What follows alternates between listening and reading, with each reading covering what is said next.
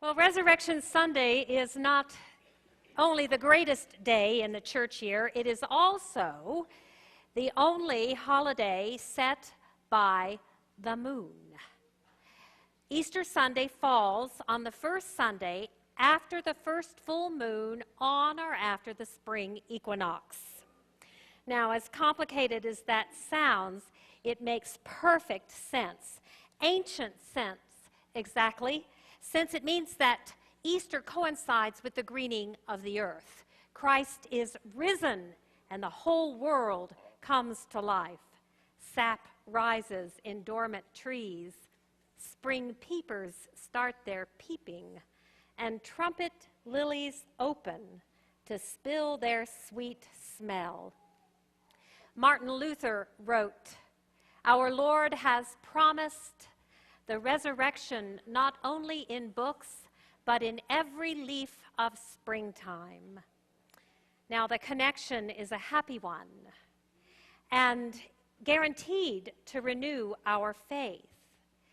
However, it is also a misleading one because Easter is entirely natural.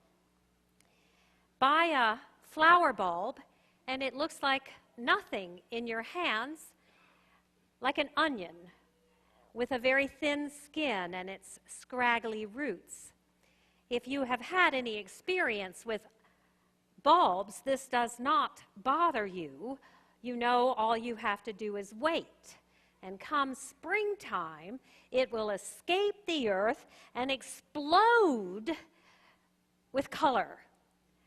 A beautiful yellow butterfly of a blossom shedding its cocoon.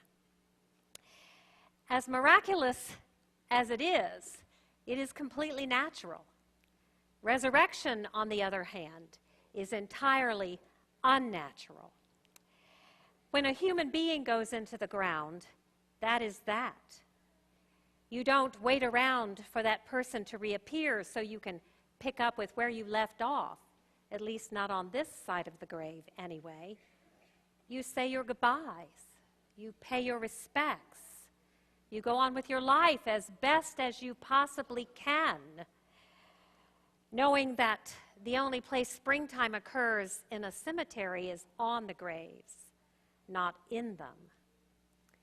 Now, that's what Mary was doing on that moment, in that morning, paying her respects, going to Jesus' tomb to convince herself that it was all true. And it was still dark, but before she got there, she could tell that something was wrong. She could smell damp earth, cold rock from the inside. Someone had moved the stone, afraid that he would become a saint, afraid that his tomb would become a shrine. Someone had taken him away, God only knows where, to a steep cliff, to the town dump. His body was all she had left, and now it too was gone.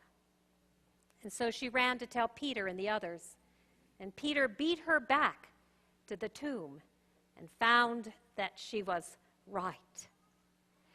That must be why all of the resurrection stories tell us not to be afraid, because new life is frightening. It is unnatural. To expect a sealed tomb and find one filled with angels, to hunt the past and discover the future, to seek a corpse and find the risen Lord, none of this is natural. Death is natural. Grief is natural. Loss is natural. But those stones have been rolled away this happy morning to reveal a highly unnatural truth, that by the light of this day, God has planted a seed of life in us that cannot be killed. And if we remember that, then there is nothing that we cannot do.